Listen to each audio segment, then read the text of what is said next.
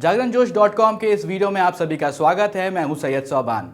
इस वीडियो में हम जानेंगे कि आज के करंट अफेयर से क्या कुछ सवाल बनाए जा सकते हैं, उनके सही जवाब क्या होंगे और उनसे रिलेटेड कुछ की फैक्ट्स के बारे में भी जानेंगे। तो चलिए शुरू करते हैं पहले सवाल के साथ। विश्व हाइड्रोग्राफी दिवस यानी कि वर्ल्ड हाइड्रोग्राफी डे का आयोजन निम्न में से किस दिन किया जाता है? का सही जवाब है ऑप्शन सी 21 जून।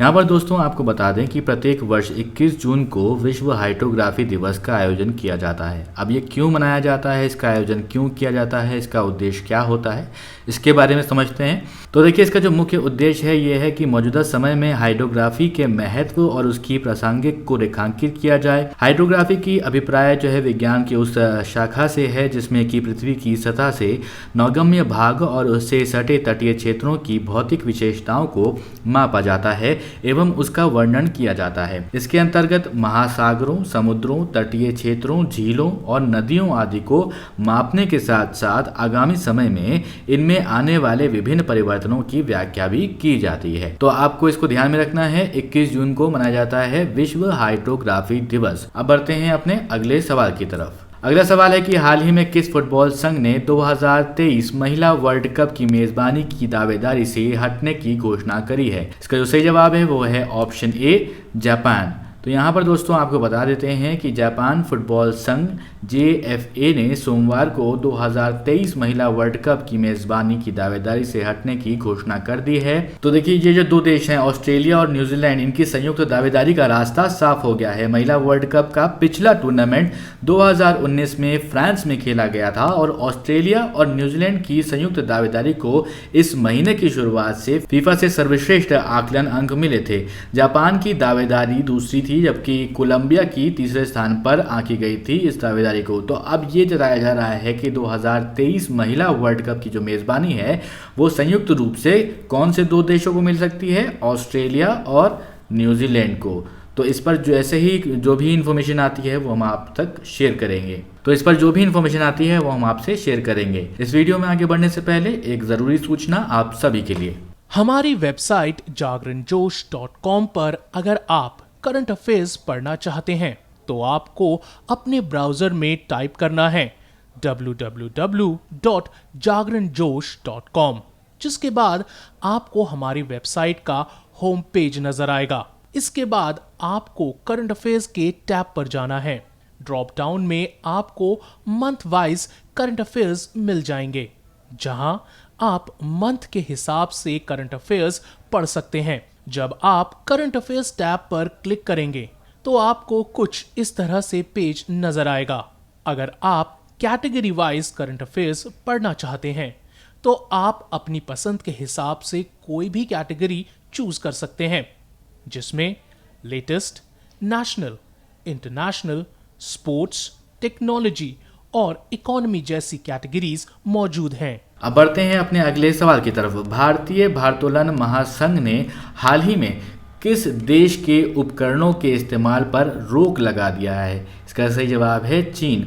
तो देखिए, जिस तरह से जो चाइना का इशू चल रहा है, चाइना और इंडिया का जो बॉर्डर इशू है वो जो चल रहा है, उसके चलते कई सारे जो लोग हैं वो चाइना की जो प्रोडक्ट्स हैं उनको बॉयकॉट करने की बात सामने आ रही है। तो यहाँ पर उसके चलते एक और कदम यहाँ पर लिया गया है भारतीय भारोत्तोलन महासंघ की तरफ से, जिसने कि जो चाइना के बने उपकरण होते थे उनके इस्तेमाल पर रोक लगा दिया है। तो आपको ये बता देते हैं कि भारतीय भारोत्तोलन महासंघ ने चीन से आने वाले उपकरणों को खराब बताते हुए चीनी खेल उपकरणों के बहिष्कार की मांग की है। महासंघ ने चीनी कंपनी ZKC के से जो है पिछले साल 4 भारोत्तोलन सेट मंगवाए थे। महासंघ ने कहा कि उपकरण खराब निकले और भारोत्तोलक उनका इस्तेमाल नहीं कर रहे हैं।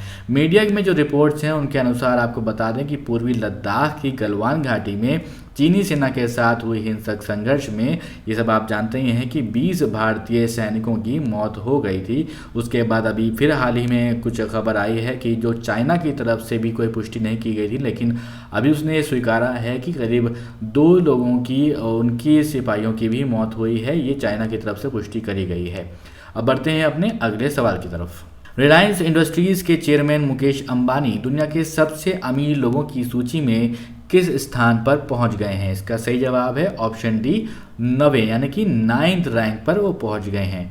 यहाँ पर बता दें दोस्तों आपको, रिलायंस इंडस्ट्रीज़ के चेयरमैन हैं, कौन उनका नाम है, मुकेश अंबानी। तो फोर्ब्स की अरबपतियों की रियल टाइम लिस्ट में वो 9th रैंक पर पहुंच गए हैं। ये लिस्ट जो है घटती बढ़ती रहती है। फोर्ब्स के शीर्ष 10 जो है धन कुबेरों की सूची में अगर हम देखें तो अमेजॉन के प्रमुख जेफ बेजोस हैं, वो पहले स्थान पर हैं। उनके पास करीब 160 अरब डॉलर की संपत्ति है। इसके बाद माइक्रोसॉफ्ट के बिल गेट्स का स्थान आता है। गेट्स के पास कुल 108.7 अरब डॉलर की संपत्ति है। फ्रांस के बर्नार्ड अर्नोल्ट जो है उनका परिवार इस सूची में तीसरे स्थान पर है। उनके पास करीब 103.2 अरब डॉलर की संपत्ति है। और जो मुकेश अंबानी हैं वो हैं 9th रैंक पर। तो ये आपको ध्यान में रखना है। यहाँ पर अब बढ़ते हैं अपने अगले सवाल की तरफ। सवाल ये है कि हाल ही में किस राज्य सरकार ने 90 दिनों के अंदर राज्य के हर घर में टेस्टिंग करने की घोषणा करी है। इसका सही जवाब है आंध्र प्रदेश। और किस चीज़ की टेस्टिंग है, यहाँ पर कोरोना वायरस की टेस्टिंग है। यहाँ पर दोस्तों आपको बता दें कि आंध्र प्रदेश सरकार ने 90 दिनों के अंदर राज्य के हर घर में टेस्टिंग करने की घोषणा करी है। कोरोना वायरस टेस्टिंग के मामले में आंध्र प्रदेश पूरे देश में पहले स्थान पर है। आंध्र प्रदेश के स्वास्थ्य विभाग के विशेष मुख्य सचिव जवाहर रेड्डी के अनुसार सभी जिलों में कोरोना टेस्ट लैब स्थापित किए गए हैं। राज्य भर में 6.76 लाख से अधिक टेस्ट करने और प्रति 10 लाख जो है लोगों में औसत 12,675 लोगों को कोरोना टेस्ट उनका किया जा चुका है। और अब आपको बता दें कि आंध्र प्रदेश ऐसा राज्य है भारत में जहां सबसे ज़्यादा टेस्ट हो रहे हैं कोरोना वायरस के लिए। अब बढ़ते हैं अपने अगले सवाल की तरफ। सवाल यह है कि महानदी कोलफील्ड्स लिमिटेड ने हाल ही में किस राज्य में 60,000 करोड़ रुपए का निवेश करने की योजना तैयार किया है। तो उसका जो सही जवाब है वो है उड़ीसा। तो यहाँ पर बता दें आपको दोस्तों कि कोल इंडिया लिमिटेड की 8 सहायक कंपनी में से एक है महानदी कोलफील्ड्स लिमिटेड। तो इसने सूचित किया है कि कंपनी ने उड़ीसा के लिए 60,000 करोड़ रुपए की निवेश की योजना तैयार करी है। वर्तमान में लगभग 30 कोयला खदानें उड़ीसा में MCL द्वारा संचालित हैं, यानी कि महानदी कोलफील्ड्स के द्वारा। अगले कुछ वर्षों में कंपनी ने कोयला उत्पादन को प्रति वर्ष 300 मिलियन टन तक बढ़ाने का लक्ष्य रखा है, जिसके लिए वो राज्य में 3 नए MDO खदान विकास और संचालन परियोजनाओं का विकास और संचालन करेगी। अब दोस्तों वो सवाल जिसका जवाब आपसे हमने पिछले वीडियो में पूछा था। सवाल था विश्व शरणार्थी दिवस निम्न में से किस दिन मनाया जाता है। इसका सही जवाब है वो है 20 जून। साथ ही साथ दोस्तों आपसे मैंने पूछा था कि RBI के जो उर्जित पटेल पूर्व गवर्नर थे उनके बाद में कौन गवर्नर आए।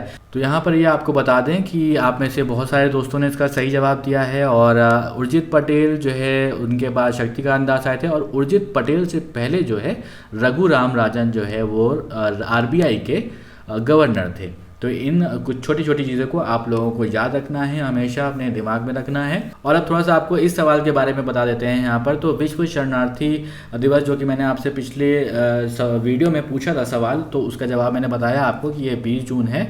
और ये आपको बता देते हैं कि ये दिवस दुनिया भर में शरणार्थियों की स्थिति के बारे में जागरूकता बढ़ाने के लिए समर्पित है। इस दिन का उद्देश्य ये है कि शरणार्थियों की दुर्दशा पर ध्यान आकर्षित किया जाए।